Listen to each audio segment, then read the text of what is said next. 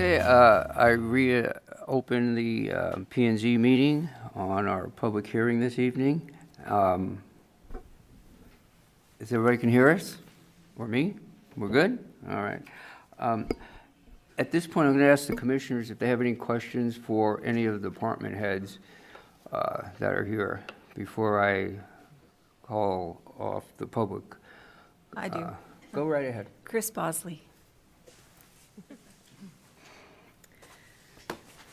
Okay, Chris, one question is, do you know where KMPO is on a Hutter to Prairie light? Because we know those streets, Myers and Hutter onto Prairie, are getting more and more dangerous. Because we don't have, proper lights in those. Do we have any sense for when those might come online?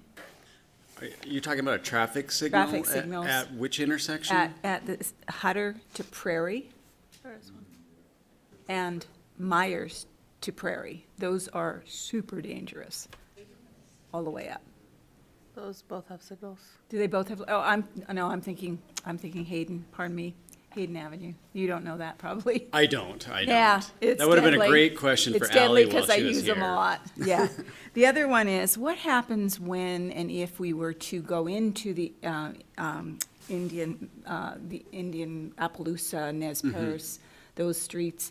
Those currently have lawn to asphalt, for the most part. There are no curbs. Correct. There are no sidewalks. People walk on that with their dogs. Kids are in their bikes. Where do we come in as a city when we transfer from a very developed roadway to an undeveloped roadway? Well, we would have to take a look at that when connections are proposed and through the traffic study that they'll be putting together for that to see how much traffic is going to occur there. We'll have to look at, if that road needs to be reconstructed or something at that time. We don't know where all their connections are going to be. I know they've talked about some to Nez Perce and Appaloosa, but there are several other that are shown that they're not really sure of or when those are going to happen. And it's really going to matter, it's going to make a difference what state the road is in at the time that it's actually, that connection is made. Because 20 years from now, the road will probably need to be reconstructed anyway. Okay. When you say reconstructed, Chris, is that meaning just resurfaced or widening, the swales taking out? Because those are, Sidewalks, that kind swales. of a thing. What is that? Thickening I know the you can't. section to handle more traffic, but possibly curb and gutter, but that hasn't even been considered at this time. And we haven't really looked at widening any roads going through any neighborhoods at this time. That is, that would come down to a traffic study, but we don't anticipate that, for instance, Nez Perce would need 4 lanes instead of 2. There's always been a plan for a traffic signal at Nez Perce and Atlas. So some intersection reconstruction would have to happen there. It's getting close to a point where it's going to need it anyway without the development, but that's just something we have to look at each stage of the development as it's proposed. And that would come at a time of a PUD subdivision? Correct, whatever. yes, Yeah, yep. that time, okay. So there were a lot of comments on, Nez Perce is this double one right here that you're talking about, a Correct, signal. yes. Being at, the next one down would be Arrowhead. And that's the one that really, it's kind of a dead end. It's been a dead end street since the 70s. And lots of people walk in the acre lots, walk just within the Indian Meadows community. And I think that's a lot of concern on what that would do to the neighborhood character there. So if those people who commented want to stay involved, their best opportunity is when a PUD comes along. Right? Correct, yeah. Yeah, it's too early to know where any of this is going to go, but yeah, at each stage that they propose, that's a good time to take comments. And they'll get noticed again and those sorts of things. What's that? They'll get a notice again and that sort of thing. Correct, yes. Okay. Okay, thanks, Chris, appreciate it. Also, as pointed out from our city attorney, I needed to mention that all the emails that we received prior to this and during this meeting, we have copies of, and so does the applicant has copies of too. So all correspondence from anyone that's been sent in has been given to us and the applicant. Okay, I'm going to start public hearing. Maggie Lyons, want to come on up?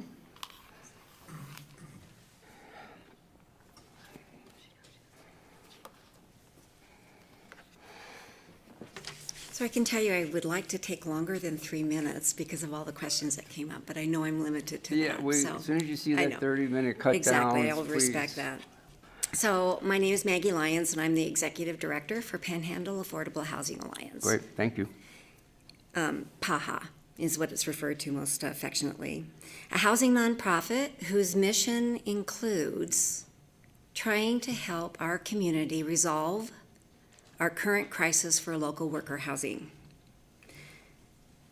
Coeur has made a commitment to the community to set aside a portion of this development for worker housing, which is very exciting. The goal is to build homes in a price range that our local workers can afford to buy. Why is this important? This slide here is probably the most staggering statistic that came out of the U of I study. About 5 years ago, about 75% could afford to buy a home here, completely reversed in 2021. And it's only getting worse. In 2022, the area median income has risen even from the 500,000. The consequences, if we don't respond with housing solutions for our workers, are dire. I think all we really need to do is look to Sun Valley. Workers travel 40 to 60 minutes at best to get there. There's a worker shortage because of lack of housing, and we also face that here in Kootenai County. Our goal is to responsibly respond to the need, and our hope is for better understanding and regional cooperation through private and public partnerships to build housing our workers can afford. We know that there will be multiple solutions over multiple years. We're talking about one particular inroad tonight. Guaranteed access and long-term accessibility through deed restrictions. It is possible to reserve and preserve housing for our workers, and this is how we do it. Private-public partnerships plus municipal support equals solutions. Covenant deed restrictions are handled through two vehicles, community land trusts and private development, which is what we're really talking about here tonight with Coeur. We're talking people who earn $32 to $52 an hour. The land and home are owned by the homeowner. Deed restrictions are controlled, and PAHA's going to do that. We have today a roadmap for cities and developers to understand the options for control. This was theory or hope about a year ago. We have it today. The Coeur Master Plan helps make it possible for our workers to afford a home. We hope that this is really just the beginning. Since word got out about this partnership with Coeur, I have 4 developers talking to me about this very thing. This is how we make the homes available in quantities that we need, by unleashing the private market to drive these units. So I support the annexation, obviously. Thank you. Thank you very much, appreciate it. Any questions? Real quick of Maggie? Do you have any questions of Maggie on the housing side of things? No? All right, thanks, Maggie, Thanks. appreciate it. Okay, let's see, I have Leela Irwin, did not indicate whether you want to speak or not. Okay. Next is Jeff Voller, and he did want to speak.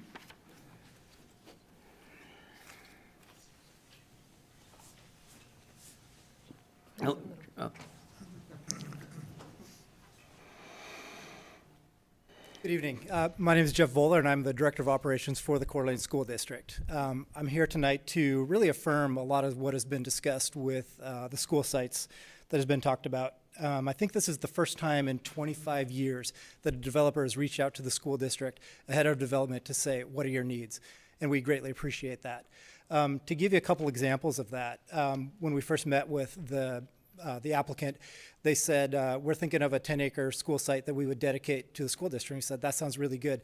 We actually are in dire need of a 20-acre site for a middle school as well as a 10-acre site for an elementary school. And they said, well, let's see what we can do. In our next meeting, they had some proposals for that. We said, that looks really good, but what if we flip-flop those so that the middle school is to the north and the elementary school is to the south? That works better for the school district. They said, I think we can make that work. The next meeting we had, they had a plot that showed kind of a conceptual drawing for that. So I think it's important to recognize that they've been really willing to work with the school district to reach out to say, here's what we need for that, to listen to our needs.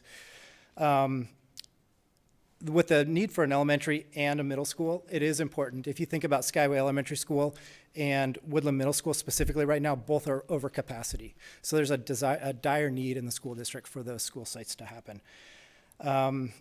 I think it makes sense that that there's access through the trails. And I would also say outside of this development with the Prairie Trail that comes right through, it basically comes right up to the location of the middle school. So that's important for students that would be zoned outside of that school as well to be able to access that. The location for that middle school makes sense that it's near the water tower. There's no harm in having a water tower near an elementary school. That makes a lot of sense to us. I'd also reiterate as a member of the Regional Growth Housing Partnership that I also serve on, that I appreciate the idea of workforce housing as well. And you think about the salaries that our school district makes, that's many of our employees, and we're the second largest employer in the school district. So we'd affirm and appreciate that as well. I'd also affirm what Gabe had mentioned in his presentation. The timeline for the school sites, I believe, would probably be 2 to 3 years. It will take time for us to run a bond. We would have to do that for development of school. But, with annexation, that's the first step. It's been mentioned that there is the MOU that we have in place with that, and that MOU is contingent upon annexation. So this is an important step for the school district. In Mr. Holmes' presentation on the staff report, he did say that the city is not a party to that MOU, and that is the case. But I think the city can recognize the school district sites as you guys move forward in recommendations, and the school district would greatly appreciate that. So at those points, I would say the school district is in favor of the applicant and this moving forward with your annexation, and then for the future consideration of those school sites. Thank you. Thank you. Let's see. I have a Maggie Evans and does not want to speak. Okay, next I have a John Bruning, who indicated he did want to speak.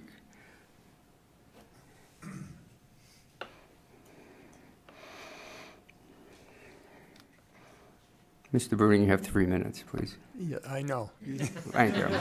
He told me that a little while ago. Don't tell him where. No. Well, good afternoon or evening, and thank you for the opportunity to speak to you about this most important application for annexation into the city of Coeur d'Alene. I come before you today as the president of the board of directors for the Panhandle Affordable Alliance. And I represent the opinion of all the board members. They were unanimous in their support of this proposal. First of all, I want to address the applicability of the city's comp plan to this request. Within the last year, the city adopted a revised comprehensive plan, award-winning plan. Congratulations. Under community and identity, Goal 3 states that Coeur d'Alene will strive to be livable for median and below income levels, including young families, working class, low income, and fixed income households. Objective 3 states the city will support efforts to preserve existing housing stock and provide opportunities for new, affordable, and workforce housing. Under growth and development, Objective 1 states achieve a balance of housing product types and price points, including, and here it states this again, affordable housing to meet the city's needs. And what are the city needs? I think Maggie pretty well covered that in the study that was done by this university. I'm sure all of you have seen this report and understand how dire the needs are in Kootenai County for affordable housing. The applicant before you today understands and gets that and has designated 5% of residential units as affordable workforce housing. And so I urge you to remember your comp plan's goals and objectives as you consider this request and give a positive recommendation to the City Council for all working class families and assure that this proposal for 5% does remain in their proposal. So that we have that. So thank you very much, and I answer any questions, and I stayed within my 3 minutes. Well, good. Thanks, John. Okay, Appreciate it. thank you. Next, I have Chris Jametus. did not wish to speak. Janice Quillen did not indicate whether you'd want to speak or not. Okay. Ed DePriest and did want to speak. Oh, He had to leave for another okay. meeting. Sorry. Don Weber. Come on up, Don.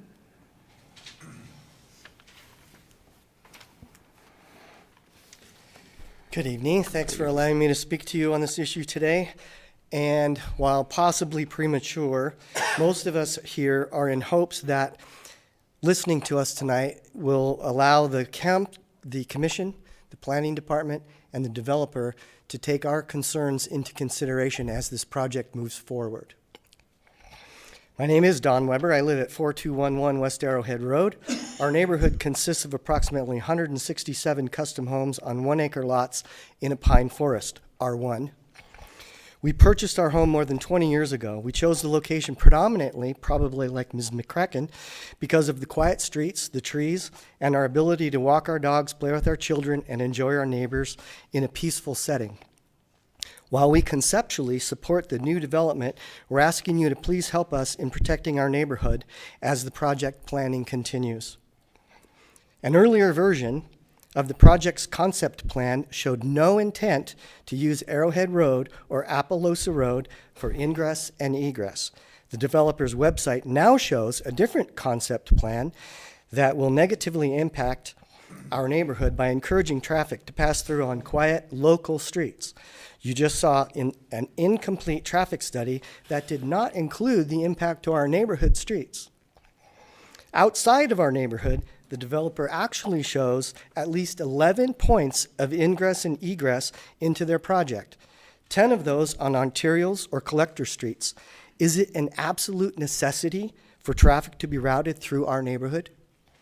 Or is directing traffic onto our local streets designed to create convenience for those entering the new development? If for their convenience, then we are definitely to be inconvenienced. Certainly, some other solution can be found without ruining our neighborhood. Please don't allow access through our local street. We do expect cut-through traffic generated by the new development along with its negative impacts. There will be no way to avoid that. But by making our dead-end street a through street, you will certainly exacerbate the situation. Our normal traffic could increase by a factor of 10 times. Couple that with creating a direct route to a new school, and the traffic numbers become astronomical. The exponential increase in traffic encouraged to pass through our neighborhood will cause a serious negative impact that will be devastating. As planning commissioners, you already know the negative impact brought on by such increased traffic. In my last 30 seconds, a new topic, which is the zoning. Just realized that tonight you're being asked to vote an approval or a recommendation to council for approval or denial of not only the annexation, but a zoning plan.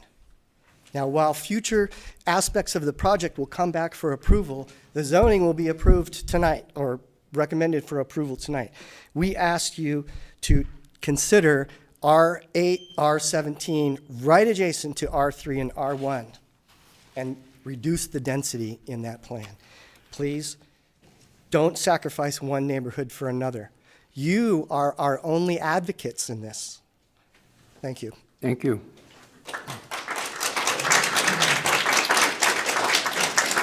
Next person is John Henry Lyons and did not indicate. No? No, okay. Gerald Grossman, and did wish to speak? No, okay. Klaus Grossman, did not indicate. Larissa Merrill, did not wish to speak. Chris Husak, did not wish to speak. Cindy Lee, did not wish to speak. Bill Lee, did not wish to speak. John Gunny, I apologize for pronouncing wrong names, did not wish to speak. Joanne Hellwell did not wish to speak.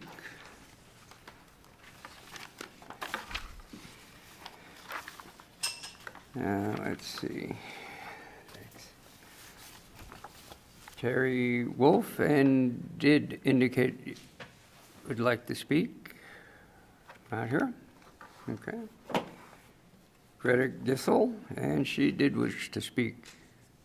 No, okay. Brian Kitchener did want to speak, okay. Scott Krajak did wish to speak, okay.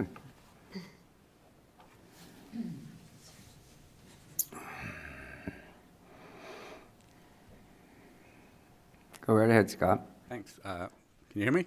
I can hear you. My name is Scott Krajak. I'm a resident of Coeur d'Alene. My wife and I raised both of our daughters here in Coeur d'Alene, all the way from kindergarten through graduating from high school. In that time, in meeting our daughters' friends, it was always amazing to us how often we'd ask their friends' parents, "Where do you live?" And the answer that we got an astounding amount of the time was Coeur d'Alene Place. And so because of that, I spent a lot of time in Coeur d'Alene Place. I live downtown, but we'd have to, if you have kids, you understand the drop them off from friends, pick them up from friends, drop them off from friends, pick them up from friends. So we spent all this time in Coeur d'Alene Place, and in that time, I got to know it pretty well. And one of the things that I started looking at is, gosh, why do all these parents live in Coeur d'Alene Place? And so if you go through this proposal and you compare it to Coeur d'Alene Place, you've got lots of different housing types. You've got apartments, you've got townhomes, you've got small lot, single family, big lot, single family. You've got parks, you've got schools, you've got neighborhood commercial. You've got connections between all those things, so the kids can walk to the school, the kids can walk to the park, the kids can walk to their friends. And so in most projects, it's hard to see all those things put together in one. But in this project, they've got all those things that Coeur d'Alene Place has. And for some reason, the whole time I've been here, Coeur d'Alene Place has always been kind of on this pedestal of, gosh, I wish we had more projects in Coeur d'Alene like Coeur d'Alene Place. And now here's one being presented that has all those same elements. The second thing I wanted to bring up was, as I said, both of my daughters are now graduated from high school. And I look at them and think, I don't know, well, I do know, they can't afford to move back here. So projects like this, we need more housing. We already discussed that. Hopefully projects like this can get approved so we can have some more housing in Coeur d'Alene. And so my kids, your kids, other people's kids can afford to live here. Thank you. Thank you, appreciate it. Rob Knutson, wanted to speak. He had to go back to work. I'm sorry, I didn't hear what you said. Nixon, I'm his wife. I can read Oh, okay. You take his place, go right ahead. I'm next on the list, just in case. We live in on Appaloosa, 4208 West Appaloosa Road in Indian Meadows. Rob says, I have been employed as a biologist, planner, and environmental consultant for more than 20 years. As a resident of a long-established neighborhood west of Atlas Road and immediately east of the proposed annexation, I am concerned with several aspects of the proposed development. Number one, the scope and scale. Press reports indicate construction of 4,500 to 5,000 units. Two, the loss of agricultural buffer lands that separate Coeur d'Alene from Post Falls and Spokane. The loss of what remains of the agricultural heritage of the immediate area. Three, the impact of increased noise and traffic on established neighborhoods and Atlas Avenue by connecting this new development to the narrow, quiet residential streets of the established neighborhoods between Atlas and Kathleen. Residents fear that the concentration of the proposed development is significant enough to warrant widening of streets like Arrowhead, Appaloosa, and Nez Perce, encroaching on existing parcel lines for the sake of residents who don't live here yet. This is a beautiful area and a great place to live. There is a great need for more affordable housing in the area, so I understand that growth and development are unstoppable. But, Commission, please use restraint in growth so that the quality of life of existing residents will not be so immediately impacted by this development. If the developer says, quote, it could easily take 20 years for a build out on this project, unquote, then make them do it in 40. Take some time, work with the residents of the existing neighborhoods, and ensure that kids can still play in the streets, horses can still walk on the roads, and that new development bears its own developmental burden instead of the residents who are currently living there. Save our existing quality of life and eliminate the proposed traffic increases to only Hutter Avenue or Hanley and the existing multiple lane roads of Celtice and Prairie. Don't make residents of small old neighborhoods bear the brunt of the new traffic thoroughfares. And since I can have the last minute for what I wanted to tell you is I think it's great. I agree we need more housing, but it's a 13-month waiting list for that Section 8 housing to get a housing voucher for Kootenai County. And 5% is not enough. It surprises me that PAHA would accept 225 to 250 units as affordable housing for a workplace housing. 225 units isn't enough. And some of that would have to be rental housing. But the applicant didn't even say how much of that would actually be rental housing to qualify for housing vouchers. So that would be one concern that I would have as if I was a commissioner, I would want to know.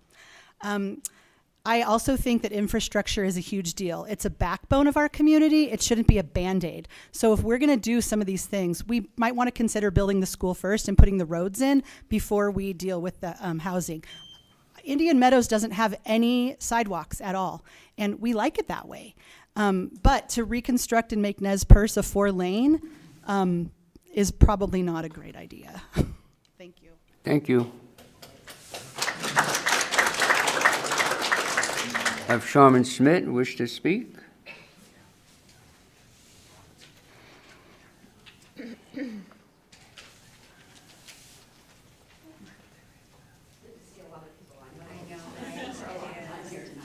But thank you for allowing me to speak. My name's Sharman Schmidt. I live at 4203 West Arrowhead Road, and I've been a resident of Coeur d'Alene for 49 years, or 46 years, take that back.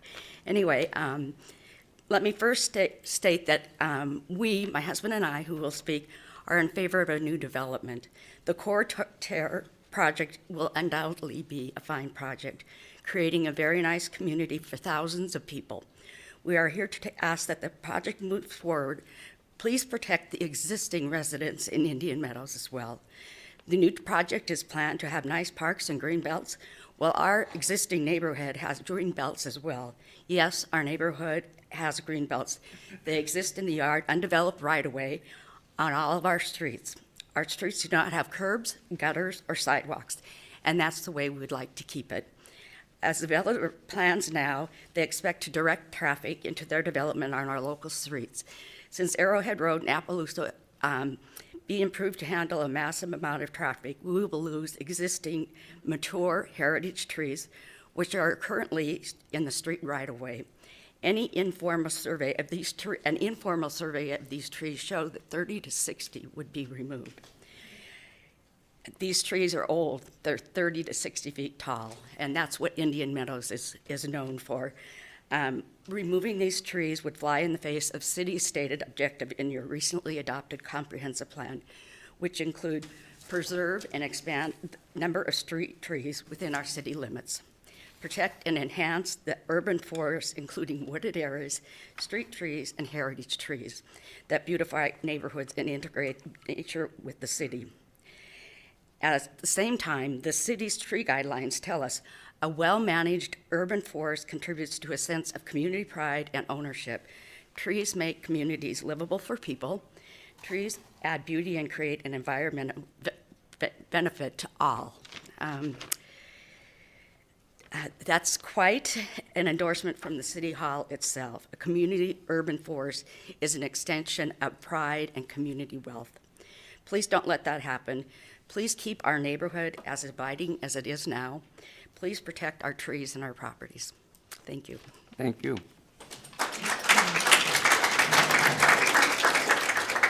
Have Don Schmidt?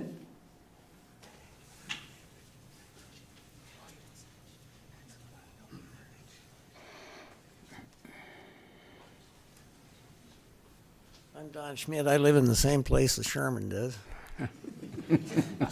I came here about 44 years ago.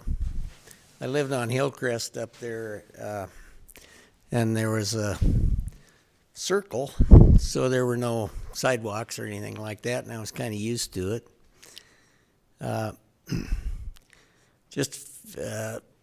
Maybe about 15 years ago, I started thinking about building a house.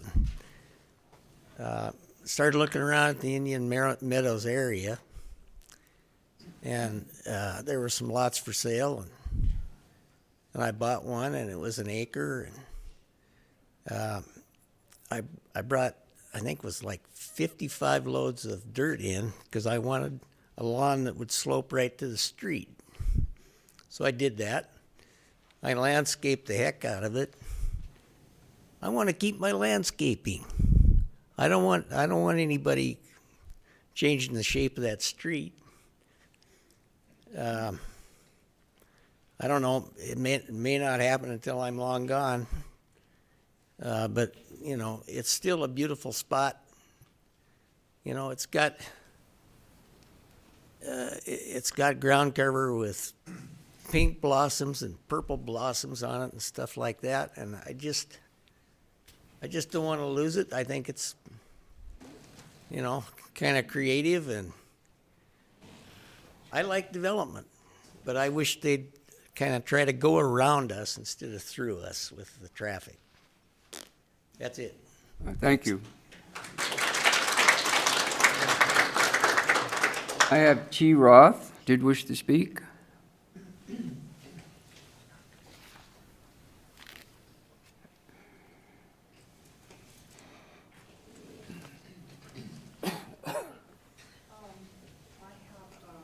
Information about monopolies that I want to share. So, and I want it to be part of the record, please.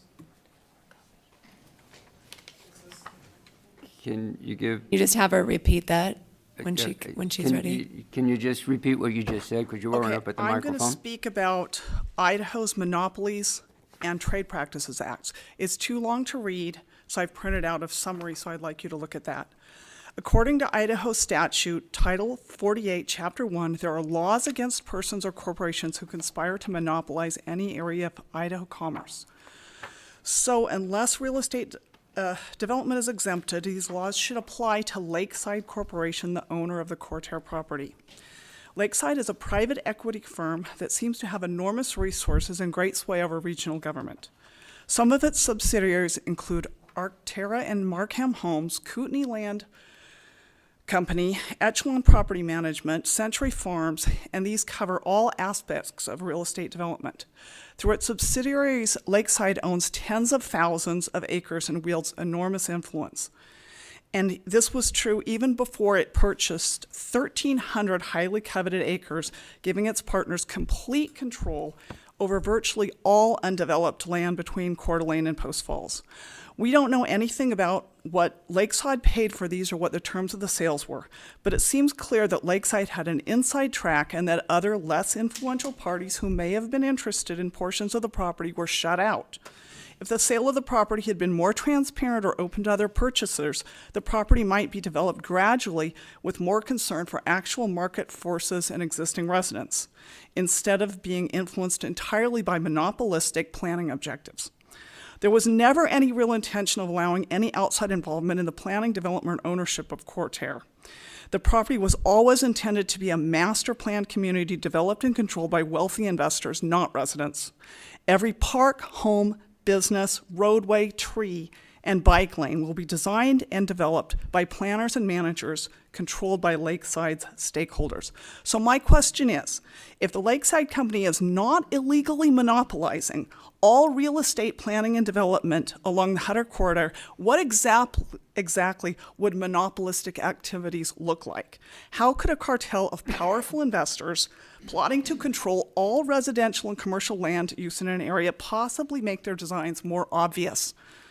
What is really disturbing about this is that nobody seems to think that monopoly capitalism or century planning is a problem.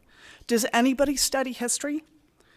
Most government leaders seem to be entirely on board with a private syndicate of investors controlling virtually all developable land in the area. It's business as usual, nothing to see here, no problems.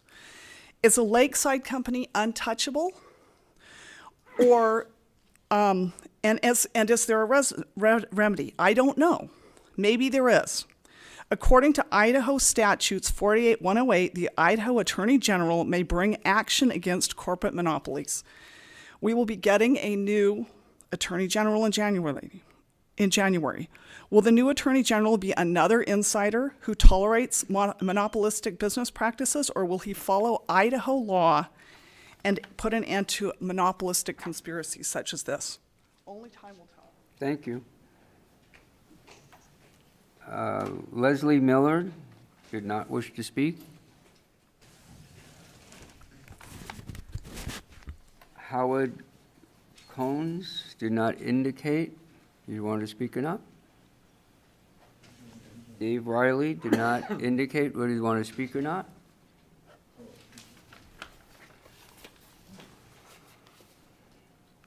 Nancy Barr did want to speak. Okay.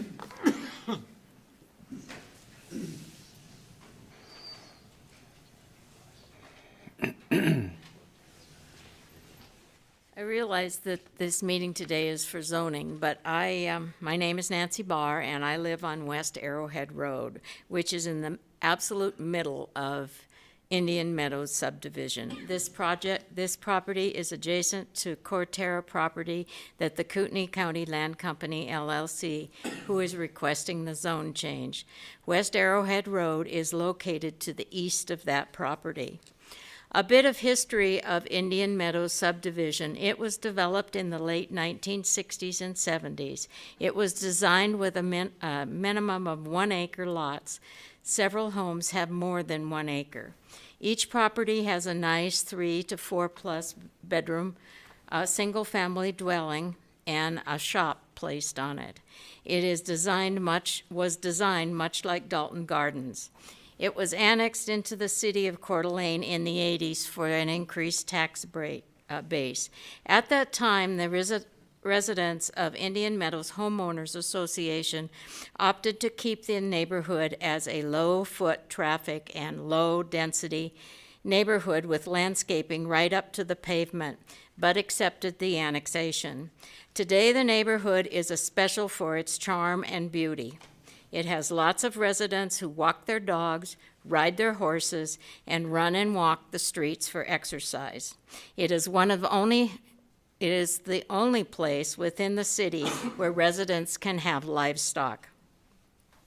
It is bound by Appaloosa Road to the south, Nez Perce Road to the north, which has a divider in the middle of the street. Nez Perce connects with Mullen Road in Post Falls on the other side of Hutter Road.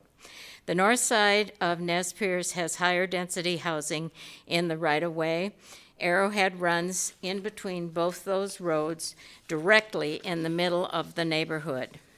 Making it a through street would impact the very nature of this neighborhood in a very negative way, not to mention the decrease in air quality and road maintenance due to increased traffic. Access to Atlas Road is also an issue during times of the day with high traffic. A traffic light on Atlas from Arrowhead and Nez Perce would create too many stops on Atlas between Saltese and Hanley. This would severely interrupt the flow of traffic on Atlas. According to the website, their plans show an elementary school with access to the school from Arrowhead Road.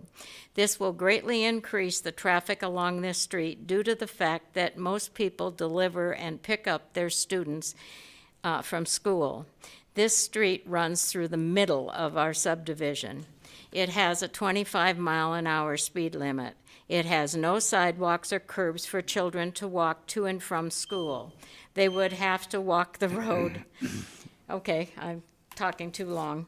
Please leave our Indian Meadows subdivision intact to maintain the integrity of our neighborhood, which is one of the more desirable neighborhoods to reside in the city of Coeur d'Alene.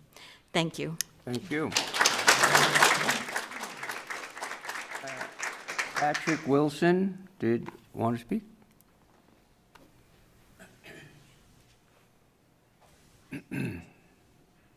Good evening. Thank you for listening to tedious and repetitive things. I'm a neighbor of Nancy's. I live on West Arrowhead Road. I've lived there for the last 4 years. It's full of retirees that have been there for 40 years, but also some younger families. I've got 6 kids who play on the streets, and we walk our dog up and down the neighborhood, and it's really a special place.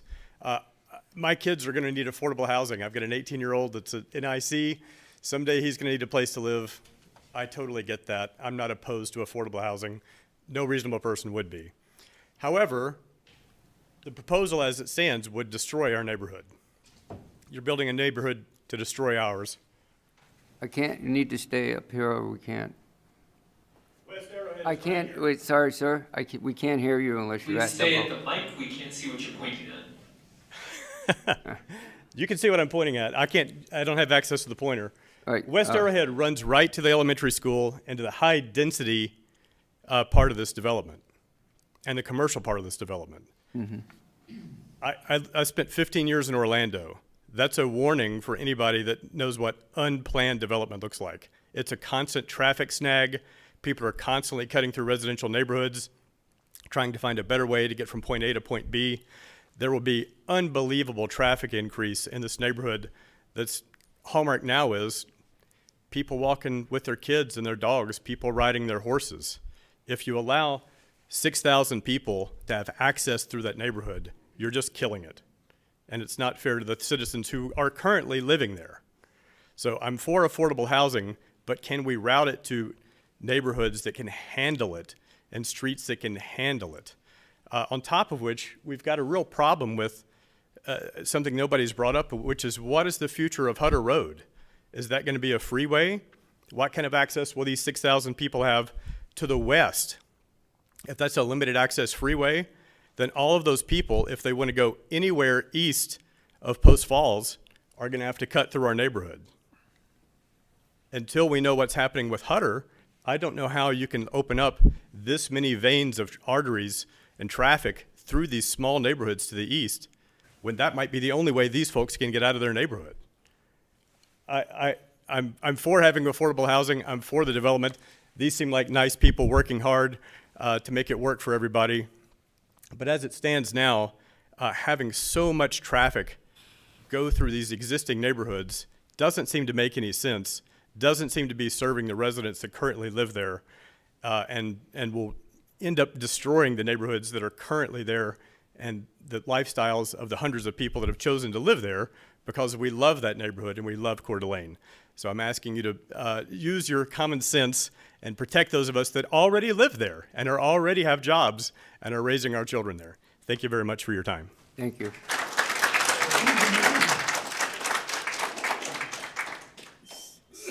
Sam Johnson did not wish to speak.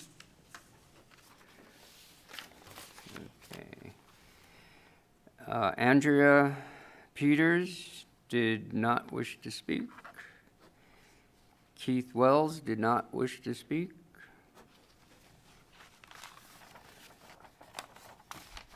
Tina Thompson did not wish to speak.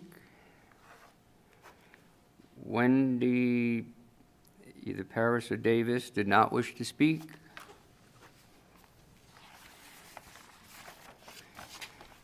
Jason Arthur did wish to speak.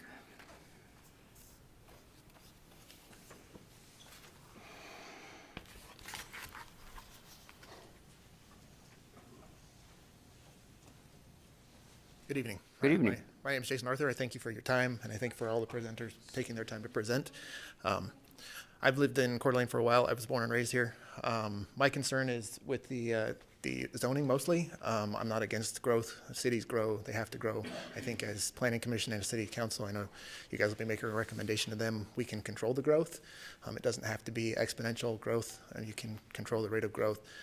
With R17 up in the northern 1/4 approximately section of this new subject property, that is going to put approximately more than half of the population in the north 1/4 of that property. That will put a lot of traffic strain on Hanley even when it punches through. And I understand Hanley is meant to be more of a connector and a main throw through once it gets punched through the pole line. But I think it'll be more than what Hanley and Atlas and Hanley can handle, and then the new Atlas and Hanley bypass. Also, having a middle school there will increase a lot of traffic during morning times and evening, afternoons for pickup. I don't feel if middle school is needed at that position. I know we need one, but there's already one a mile and a half away. The other 3 middle schools are spread out to more spread the load.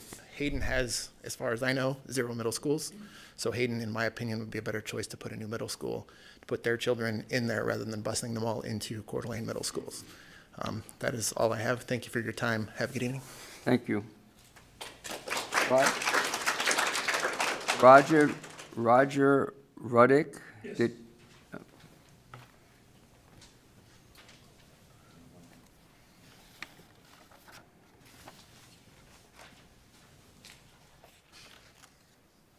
Thank you for allowing the public comment.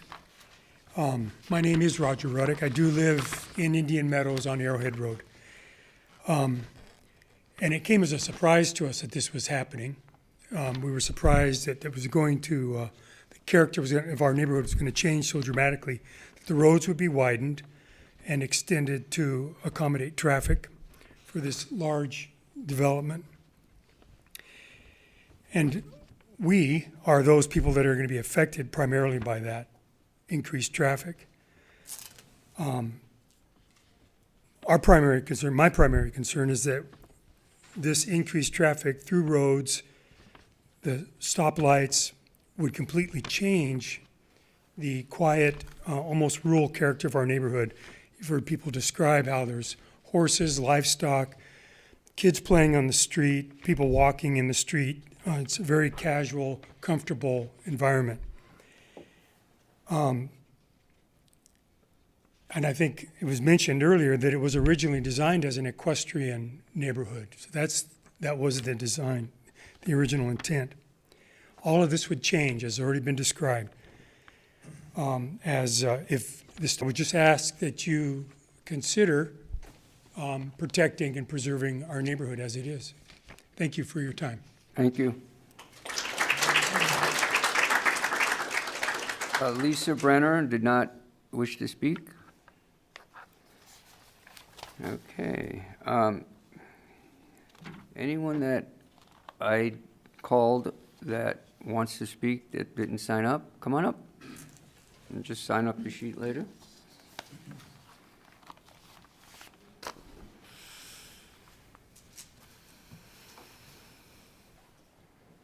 I did sign up to speak, but Oh. I didn't hear my name. Oh, I'm sorry. And I'll bet you guys are glad. What this is your name? I'm sorry. It's Brett Haney, Oh, sorry. Go right ahead, Brett. and looks like we're not going to go till 9 o'clock, huh? That's nice. Hey, I submitted my comments in writing, but I wanted to highlight 3 concerns that I didn't hear addressed this evening, and thought that maybe we could get some answers. So I live at 7097 Big Sky Drive, which is just northwest of the development that's going in. And really appreciate your taking the time to hear the public comments this evening. For starters, I did go to the Kroc Center open house, and clearly what's going to take place here is they're going to develop both east and west on Hutter. And so east obviously is Coeur d'Alene, west is Post Falls, and so they're going to be going through this whole same process for Post Falls. And I'm just asking that you look at this in totality. So 1,000 acres, 4,500 units. This is, from what I got at the open house. 10,000 people probably will be in this area on both sides of Hutter. So one concern about the aquifer and just the health of the aquifer. I didn't hear anyone address that. 10,000 more people, tapping into our water source. Also, how open ground is important to the health of an aquifer. So right there is a big concern. Also, I'm hearing a lot of things about affordable housing, and again, I think that's an important part to all of this, but I haven't heard addressed how many units are being built in Kootenai County right now. And I know you're Coeur d'Alene, but we have to look at also Post Falls and Rathdrum and Hayden. And as you drive around, and I don't know if you guys have been to the area we're talking about here or driven down Meyer, between Meyer and 41, massive number of homes going in, massive number of units, multifamily developments going in up off of Lancaster. And I'd like to hear, how many units are currently being built, and do we still have a housing shortage? Because just from the real estate market, the prices of homes are going down, and they're looking like we don't have as much of a shortage as we did 6 months ago, and that many more homes are available on the market, and I can see where homeowners are marking down prices. And then just as a point of reference, I've been really keeping an eye on this Hutter corridor, and it looks like that it's in the hands of ITD. They've renamed it, and they're looking at a lot of different alternatives, and they're doing a traffic study currently, and you might want to wait until ITD has a read on the traffic patterns, and there's a lot more to be said on what used to be called the Hutter corridor, and now they're calling it the Kootenai County Mobility Alternative, just FYI. Thank you. Thank you.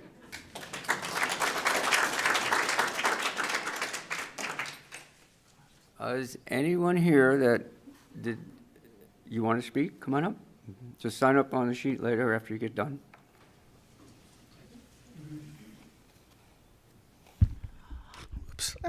I must not have heard my name called. I'm on the top sorry. of page 3.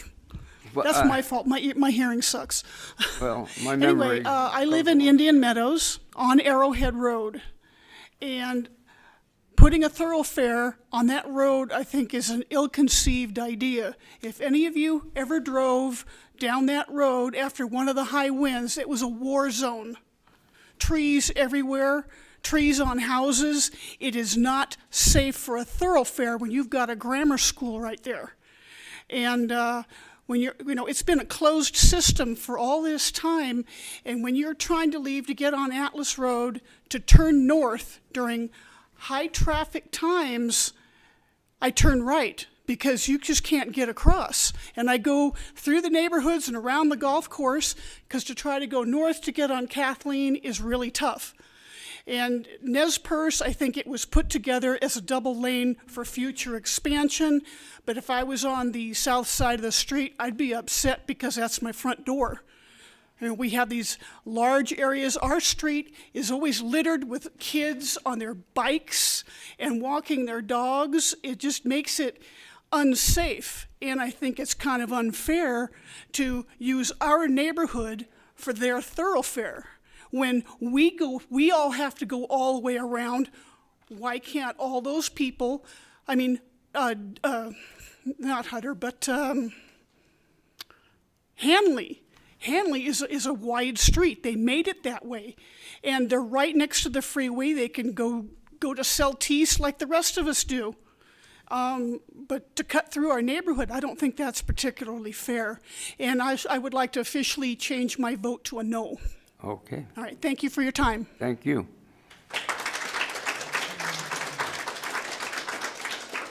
I have no one else signed up. Okay, come on up, Greta.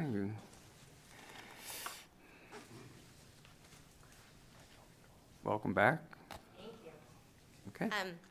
Thank you to the Planning and Zoning Commission for your time and your hard work. And thank you, Coeur, for your lovely presentation. And congratulations to the city for their award. Very, very exciting stuff. So my name is Greta Gissel, and I've called this area home my entire life. I've lived other places, but this is home and always has been. I look forward to supporting all of the work that the city is doing and everyone else for affordable housing.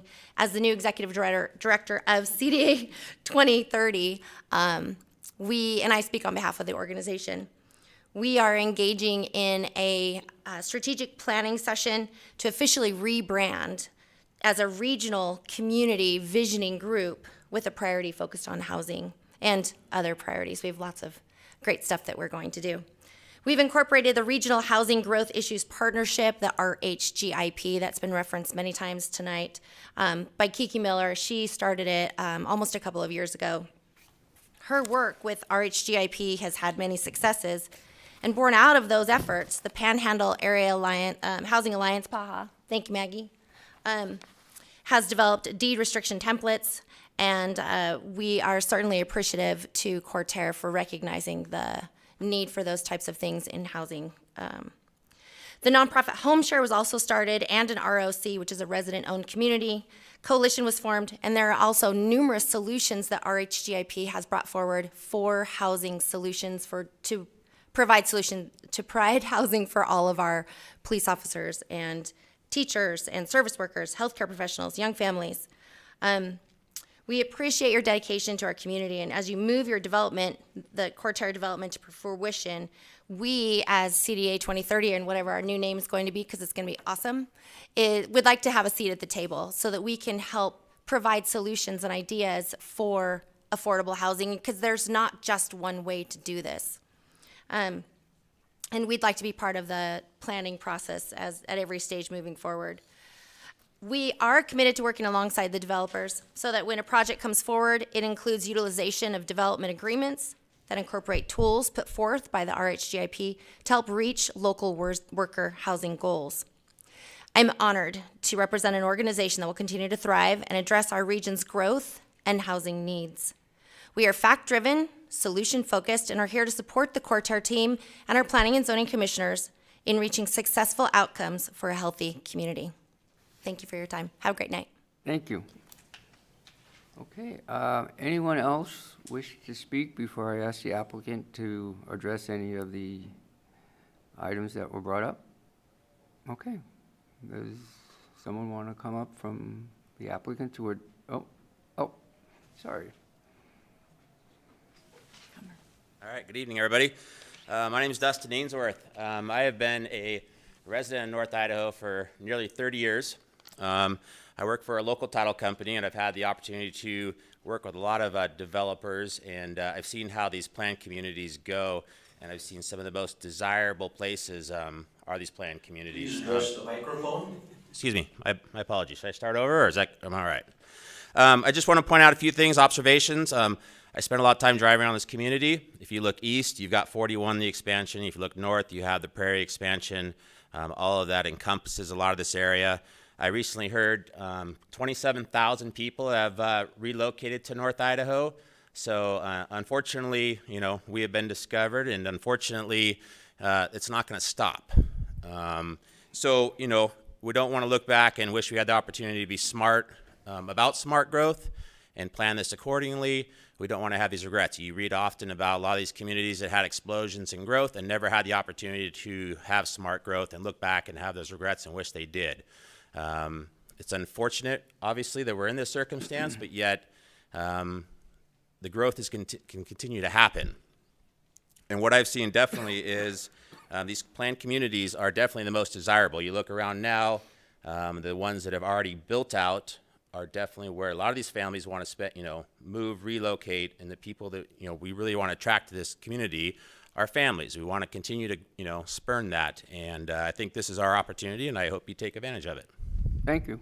Appreciate it. Anyone else wish to speak? Okay. You guys have anything else to add before I close public testimony? Yeah, you can come on. Yeah, it's your turn to address anything. I have no one else on our list to speak. Is there any way we could get like a 5-minute recess before we do it? Sure. We'll give you a 5-minute recess. Okay, we're in recess for 5 minutes. Do some scrambling, I guess.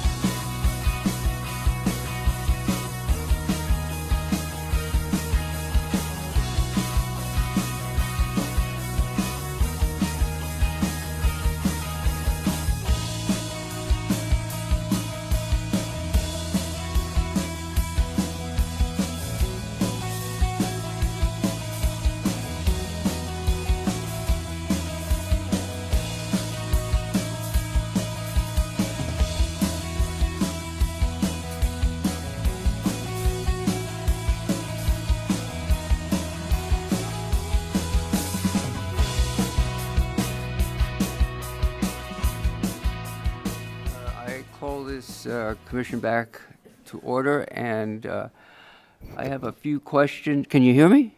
Okay. I have a few questions for the water department, if Terry can come up. Or maybe there'll be other questions besides me, but. Terry, we heard about water and that you have the tower there and all that. What about, as far as we've talked about this a while ago, irrigation as private lawns, and how is the water department going to handle a lot of that? And also in our package, I saw it was on page 37 and 38, water testing of the water in that area. Can you familiar with what that might be down the road for this? Well, in regards to irrigation, they're talking about having a kind of a green belt with water features on it. There are 2 existing irrigation wells in that area that we cannot use because they're not built to water quality, public water, drinking water standards. Okay. So that's why we're looking at the new well site. So they're talking about utilizing those wells to supply water to that green belt that takes additional load off of our future infrastructure there. So our well will basically supply water to the residential and commercial.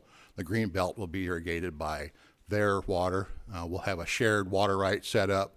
And water quality testing, we've had some issues, not necessarily in that area, but a little further east. So that's why we're proposing the new well there on the end of Nez Perce. It's situated between Atlas Well and Hutter Well, which are both providing over 4,000 gallons per minute. So we feel very good that that'll provide another well that'll be suitable for the northern half of the city, not just for their development. Their development might take about half of that well. The rest will be devoted towards the northern half of the city. So I think that's a good feature for the city in whole, and we will be have it in production long before this ever reaches full build out. Okay, great. Any other questions? No, good. Thank you very much. Appreciate it. What's that? Parks. Parks. You want parks up Yeah. here? Okay. Can we talk about parks? Yeah. Mr. Eastwood. Good evening. I noticed down in Atlas, you've gotten really creative with some of the ground covers. Correct.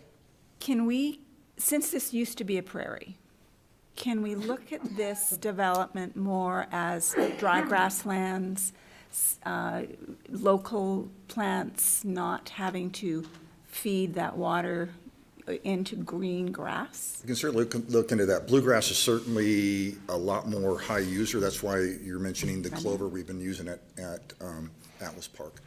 So we can always look at alternatives. We're working closely with Terry, always trying to find water-saving measures. So one of the things that's really critical, and Terry and I have talked about this a bunch, it's not always about the delivery of the water, but I've spoken with Coeur a little bit about some of these problems we see in subdivisions in that they strip off all the good soils. Mm-hmm. And so consequently, you overwater because the soil and the moisture retention is terrible. So as long as we can stay ahead of that curve, I think we'll be in good shape. And how are I know this is an opportunity for us to look at, we have 2 schools nearby. We have a development that used to be grass fields. I think that we ought to also look at a local little farmlet, somewhere people can grow their own vegetables, share to the community. I think that that is a missed opportunity, and it happens organically, but maybe in this one, we could go forward with something like that, that it's more, community garden. We're seeing more and more of that. Those are great concepts, and I've been involved in a few of those. They're difficult to maintain unless you don't have the people to buy in, because the will. As the city department, we couldn't really manage that. It would have to be more something organic, like you said, within the HOA. That would probably be much more sustainable. We're seeing so many more people with chickens in their backyard. Not mine, but, I got enough quail. I do feel like this was the prairie, and I think we ought to acknowledge that it was the prairie, and why are we not reminding ourselves of what its origins were? And I'm feeling like, do we have to replay Coeur d'Alene Place, which is a unique, lovely development? It is. But I don't think we should do a do-over. I think that it should have its own unique personality. And I think this team here really has that in mind. I think they reference Coeur d'Alene Place.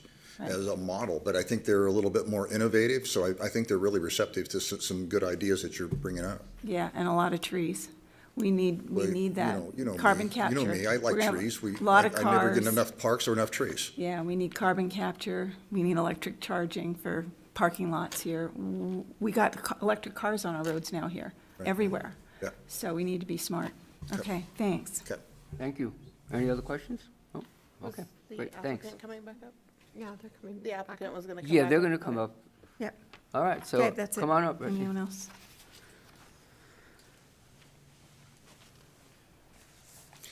Thank you. Again, for the record, it's Brad Marshall, JAB Engineers, rebuttal and closing. We've heard a lot of good testimony tonight. It's been polite, it's been civil, it's been smart, both in the testimony and the letters. We've had an opportunity to review those. In today's world, that's pretty refreshing. What we did here is those who spoke, maybe in opposition, not really. Nobody really opposed the development. There's some concerns about certainly traffic impacts, particularly at Indian Meadows. Concerns a little bit about density. But nobody really opposed the development. So kind of zooming in on the density is kind of dictated by affordability. And a reminder, development's a tough business. We have underlying land costs, we have carrying costs of the property. We certainly have those engineering costs, construction costs, labor challenges, and you're trying to bring a product to market that's affordable for our workforce. And that's why today you see a little smaller housing product than we may have seen in years past, because we're trying to bring a product, a type of home, a unit that our workforce, our family, our kids, our grandchildren can afford. In terms of traffic impacts, particularly on the south end of Indian Meadows, again, good testimony, compassionate to the thoughts and comments. There's something to be said for many connection points and distribution of traffic, because it does, in fire access and police access into a neighborhood to an elementary school site, because it does distribute traffic in and around. But again, good points through Indian Meadows. We respect their neighborhood. 40 year development, large lots. We get that. We are not opposed, as phases of that project occur, and we're probably not going to get to the south end of the development for many, many years. But as I mentioned before, there'll be subdivision applications that become before you, and there'll be additional traffic studies and updates to those traffic studies. And I think that the development team and the city engineer and beyond, and I've had a chance to work with Chris for years, we'll take a hard look at those access points and the need for those access points. And we may find that we need them. And we may find that we can reduce some of those and change them around a little bit. And if we do need them, we'll look at mitigations, which may include curb and gutter and some tree removal. On the flip side, it may not. We may get away without curb and gutter, and we will survey and log those trees and try to work around them and try to mitigate the access points. And we are in favor or not opposed to having some of that language included in the annexation and development agreement. And we can work on crafting that language with your staff that makes it work for all parties, that speaks to that. So again, I'd like to end with a couple just closing comments. You've heard them before, but it's always a good refresher. As you go into deliberations and consider forwarding a recommendation of approval to the city council, again, we're just seeking annexation and zoning, not subdivision. We submitted a detailed and strong application. We completed interviews and open houses. We agree with the staff report and conditions of approval. The proposed zoning does conform to your comprehensive plan as illustrated in the staff report and presentations. The site's been in the area city impact for nearly 30 years. And it's been intended for development in just about every planning document that the city has, including the KMPO documents. Your city staff has indicated they have capacity and a willingness to serve the property. It's up to the council to decide if they want to. But the capacity, it's because the city staff and the prior councils have done their job. They intended for this property. Reminder, there's a half a dozen stub streets to the property. Within the master plan, 2 school sites, 18 acres of city parks, 4 miles of trails, a variety of housing types, commercial, schools, again, parks and trails. We reached out and we initiated those conversations with the Panhandle Area Housing Alliance. We've read the housing study. It's a little bit grim. We've sat through presentations. I remember printing off hard copies and sharing it with our team, and we've worked to address that and be part of the solution, because we are local developers. This is our community. We're going to see you at church. We're going to see you at the grocery store. We're going to see you at the park. So we're long-term investors into this community. I think in your packet you'll find support letters from Coeur d'Alene, Post Falls, and Rathdrum Chamber of Commerce, Jobs Plus, many other organizations and individuals. Because this is a good development project, it's a good team. There's a tremendous need for housing within our community. We've heard a lot of testimony to that effect. With that, I, again, on behalf of the Kootenai County Land Company, I would respectfully request that you forward a unanimous recommendation to the City Council for annexation and zoning with a provision that a well-written development and annexation agreement be completed. Thank you. Any questions of the applicant before I close public testimony and on this?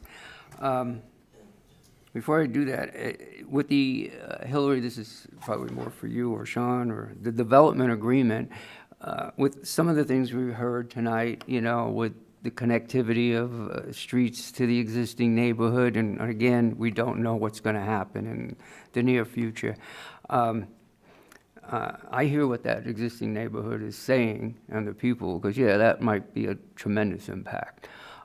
Would the development agreement as it goes forward, as those sections get developed over the years, can that be emphasized, that the connectivity to the existing neighborhoods, unless it's a fire requirement or something like that, not be perhaps go through those neighborhoods? Or what's the extent of that development agreement could be for what we've heard tonight from the neighbors? Because again, we agree, no one's opposed to this. It's just the traffic going that way more than anything else.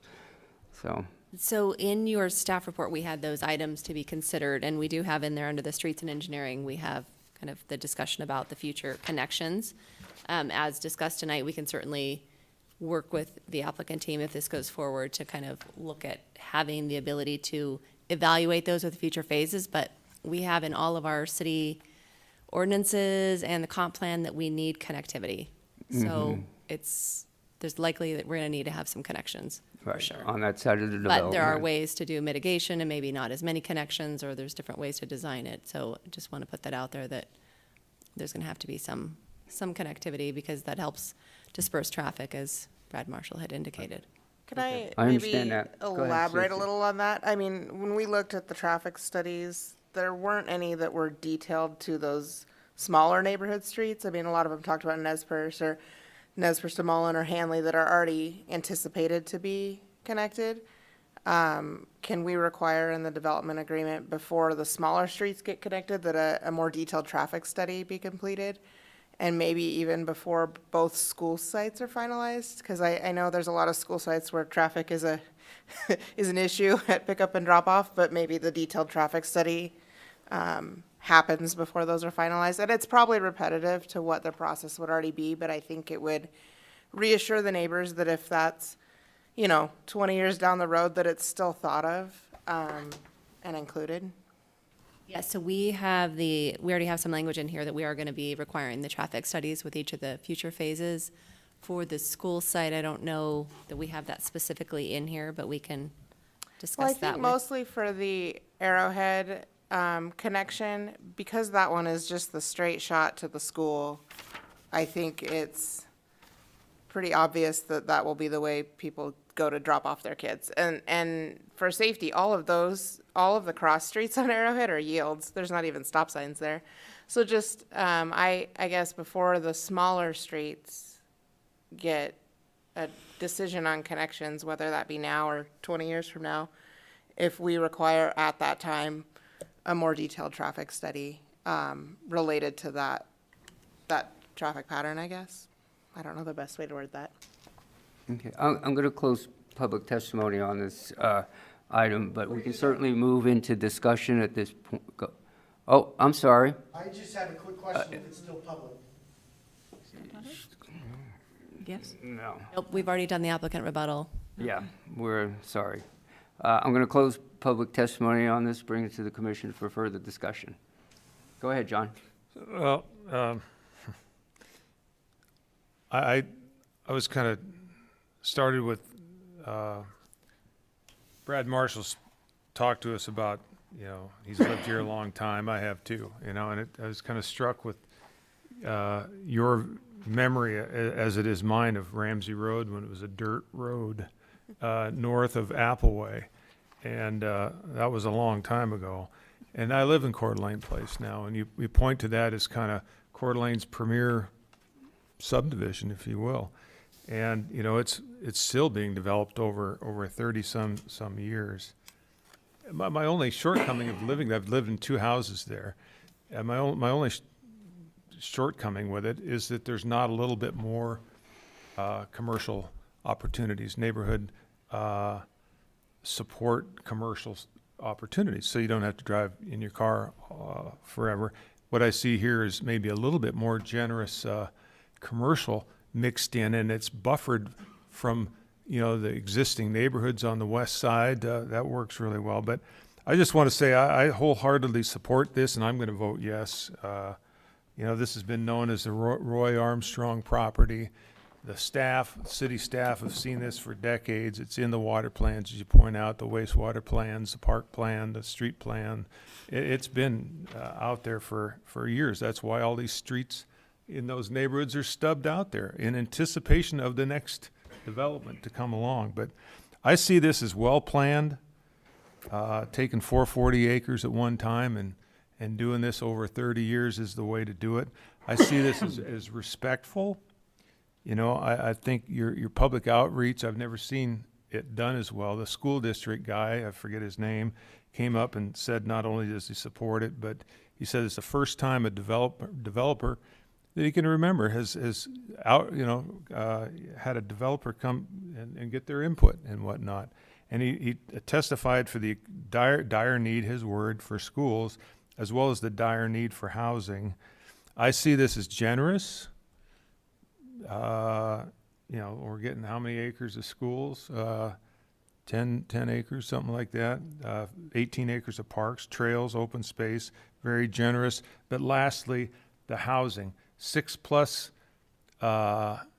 chambers and agencies involved in housing have stepped up and said, we have an acute housing shortage and a dire need for more housing, and they're all in support of this. So this one gets my yes. Go ahead. Who else? Comments? Go ahead, Phil. I don't ever like to tell developers they're being generous. These guys are really good, I'll tell you that. There's a big difference between developers and builders. A builder would buy 10 acres and build 20 houses or whatever, and they'll leapfrog to another place they can buy a little more, and that's called urban sprawl and leapfrogging, and it's not very consistent with the type of quality development we want. A planned community, which developers present, is what we need. And to me, that's exactly what they're providing here. Now, when I first saw this, I thought, whoa, 450 acres in Coeur d'Alene, what are we going to do? They'll tear the building down. But when I started looking at the plan, I realized the issue really is traffic. It's going to be the traffic tonight. It's going to be the traffic as you go through this entire development, through the planning process, through traffic studies as they go. We know where the sensitivities are. You know what the people's concerns are, which streets are most important, and you need to work around it, that's all. I think, Ms. Lyons, you're not responsible for Section 8, but you're doing a great job. And if you would agree to provide 5% may not be a lot, but it's a foot in the door, and that's where we need to be. And I agree with John. I just think this is the type of development we need, and if we monitor it and do it properly, we'll get more than just one bite at the apple. We can come up with something that everyone's happy with, I think, and I thank you for all the presentations and the forefront work you guys did is just amazing to me. I guess I'll comment. I would agree that the amount of planning and effort you guys have put in, it's been, a decade of work. I think that it's thought out. I think, and we will get other takes at it as it comes along. I do feel like you heard the comments tonight, and hopefully you will incorporate those in your plans, because they're, your clients' neighbors, that'll be buying those homes. And I'm excited for like the trail connectivity. I mean, you have a green space down the whole north-south of this property, and to connect even the existing neighborhoods surrounding there off the Prairie Trail all the way down to the Centennial Trail without going along a major street, that's pretty cool. So I think it provides a lot of opportunities there, and the school really, the school district really needs a middle school and an elementary school, so to set those aside and plan ahead for that, I think builds a stronger neighborhood and is much needed, so I appreciate that. I'm in support of the project, and I hope that as we go along, you can incorporate the neighboring communities to continue to get feedback so that they will support it as well. And I think we heard that. I think overall the project is supported. It's just some of those traffic details. So. I think the annexation is brilliant. I think that, Coeur d'Alene really watches what comes into our city, and I think this is really a valuable piece of improvement. One thing, and I know this will be mobile, but cautionary note, the industrial park is noisy, it's dirty, it's dusty. I'm in and out of there all the time. The recycling center is right smack up against your R8 part of this. So I would take a hard look at that. Not real livable when they start at 7 a.m. crushing stuff. The other thing is, I think I would really like to see, and the R8 is large, and I know you can do everything from R2, 3, 4, 5. If we're up against an R3 at Northshire, why don't we look at R5s? So there's a slight variation. You can stay in the community, you can grow up, or you can drop back. It gives you a chance to stay in this neighborhood, like John did, and you can either dial up with more kids or dial down when you're an empty nester. Even up against the Indian Meadows, why aren't we looking at R3? So there's a compatibility. Instead of looking out of your 1 acre parcel at 4 houses, why aren't we looking at 2 houses and give those people the chance to have the 6 kids in the yard? I think that the zoning here needs a tweaking. It just does. And the marine folks, they get up real early. And so you don't want to have residential against the marine folks because they're super noisy and they have really salty mouths. And as far as getting through, I'd like to see a reduction in how many of the Indian Meadows roads are turned upside down. It's a very Dalton Gardens-y feel, and it'd be a shame to see this thing become a thoroughfare. And we have to be very considerate of what we're doing as the impact to that. But overall, I like the idea of C-17s in key areas so you can get stuff easily and walk to it. The parks are a wonderful connector. It keeps the kids near the home. It's what Coeur d'Alene Place has done really well. We always find our way there with our dogs because we don't have one near us. So, and the school dedication, we need it. We absolutely need it.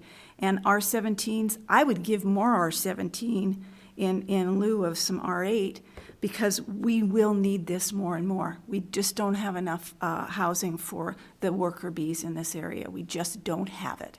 And I'd love to see some Section 8. I have a son who needs it, and we're waiting for another year. So thank you. I think a lot of my sentiments have been captured by other commissioners. When I first looked at this, I thought, oh my gosh, it's enormous. And I think even at the beginning, we were trying to wrap our hands, 20 years into the future to make sure we would have ultimate control. And I think once we kind of figured out what our role is tonight, and that we would have, as Phil said, more bites of the apple and opportunities to get into the details. So I look forward to watching this evolve, and wanted to thank the residents for coming up and participating, and your patience, and for your politeness. We don't always get that. And to the staff for all the work. It's weird that this 10 years of work is captured in a very thin packet. And so all the stakeholder engagement, I think, really paid off. So thank you, and I guess we'll have my support for the recommendation to council. Okay. I'm not going to repeat what was said. I agree with my fellow commissioners. I am in support of this project for a number of reasons that were stated already. I do want to point out that continue to work with the neighborhood, other groups.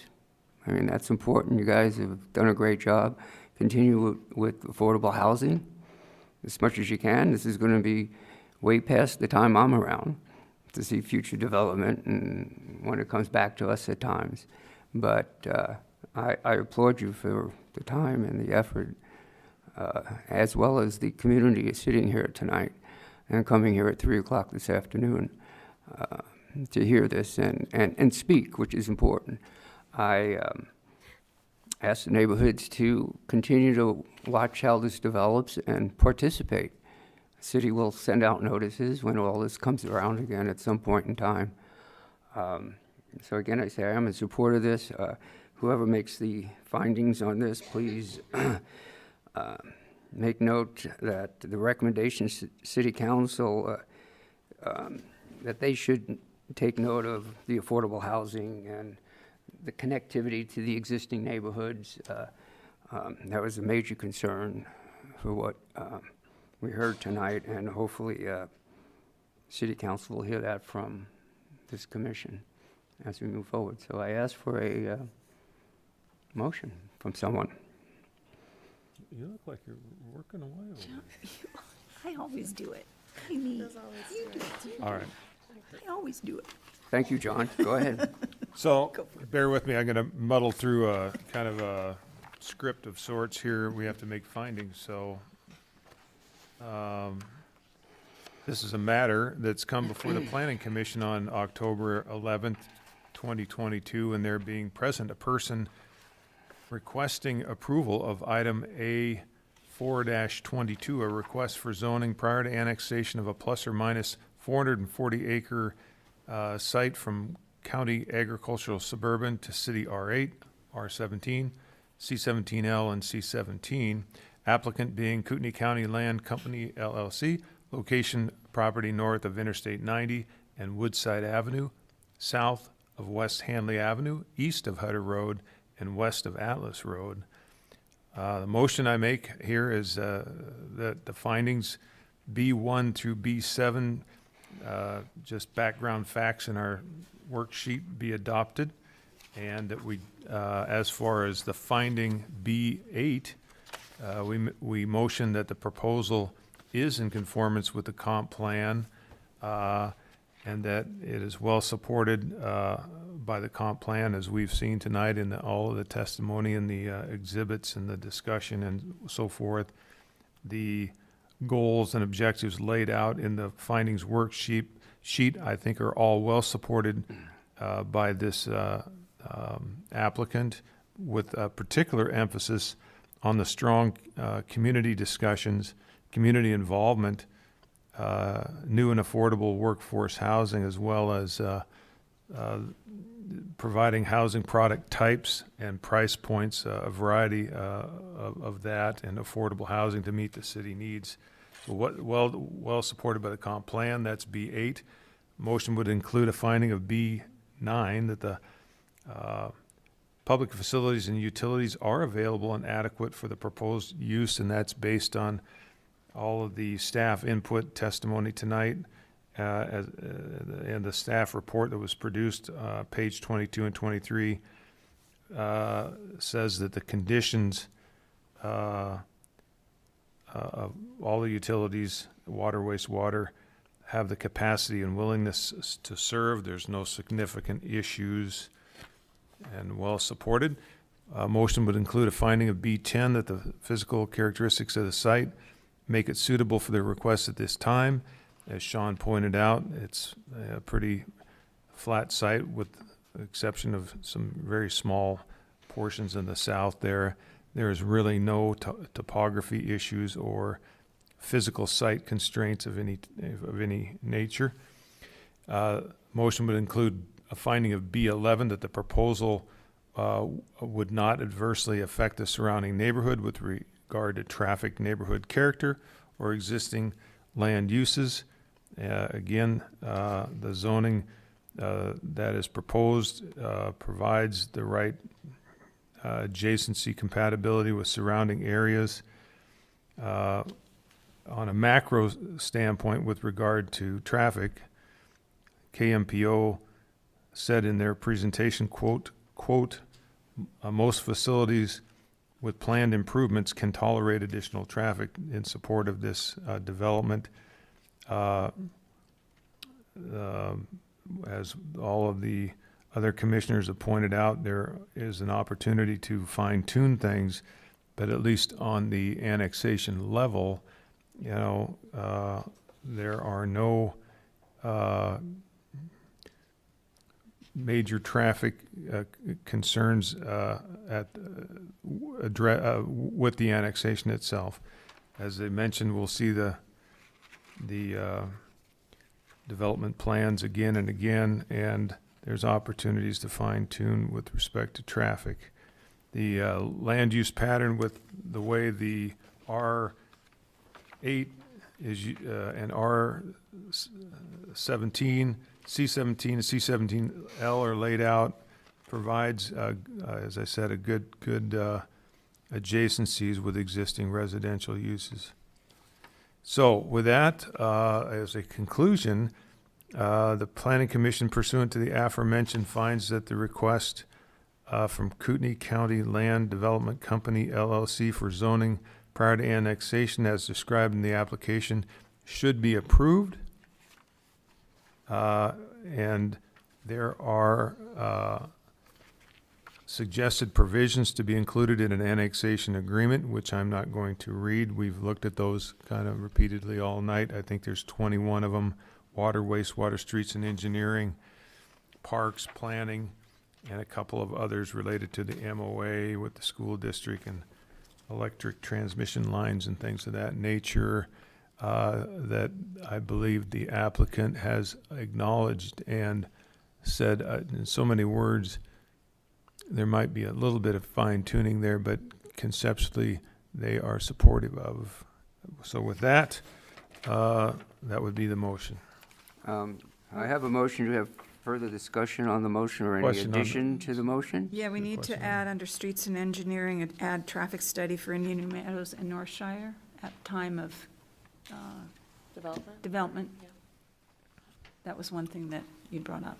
I think that might be And then very. do we need any clarifying language? I think we had under other the schools, if we wanted to make sure that the schools stayed in that plan, you know, do we need to clarify that other item? It says should be considered, but I don't know how much further we can go into Can we say that. should be, I would suggest having a trigger or a timing associated with that because they're going to start on the north end, and so Won't happen. I guess as the development moves towards that asset that may trigger that connection Time at days, that time, that's when, in a timely manner. yeah, at that time. Chris's comment in the staff report largely speaks to Says that there would be multiple times that this would be looked at from a traffic standpoint, and that those connections would come when they were required. well, no, just that the schools are being dedicated. We're not party to that agreement, but can we make sure that the schools stay part of this agreement? I think Hillary had said that might be something we could do. It's included now. It says should be considered. Should be considered, but do we need to clarify that? I don't know that we can require can't it, require it. but I think the developer is committed to that, and Okay. if so, fine. we can put that in the development agreement. Yeah, I would like to see the schools in the development agreement, I guess. So, Yeah, because the concept is not binding. I mean, Right. that's, we're, So both that's of the overarching everything. Right. So I So- think and I think everybody's in agreement with that, just that they actually make it all the way to the development agreement. Intent. So, one comment is that perhaps, John, that, staff continues to work on the development agreement as the development itself progresses, and that, that it'll be a binding, strong type of a development agreement. I don't know if you want to add that to your motion. If not, it's fine. I think that's kind of why and where we had the new development agreement process. I think that is the strength that we need to ensure The teeth. that gets tracked and puts some accountability into that, so. I think it's There'll be the multiple bases are development covered agreements. by virtue of staff taking to council that development ordinance, but. Okay, great. All right, we have a motion. Any further discussion? If not, I'll call for a second. Second, Who's that? Mandel. Okay. I have a second. We have roll call. Shannon, please? Fleming, Yes. Ingalls, Yes. Mandel, Yes. McCracken, Yes. Ward, Yes. Messina. Yes. Okay, congratulations. Motion passes. I call for an adjournment. Motion to adjourn, assuming there's no meeting tomorrow. Second. Oh, there's no meeting I have tomorrow. a motion to adjourn, and I have a second. All in favor? We're out of here. All in favor? Aye. Aye. Run out the door? Wow, that was good. Fewer people.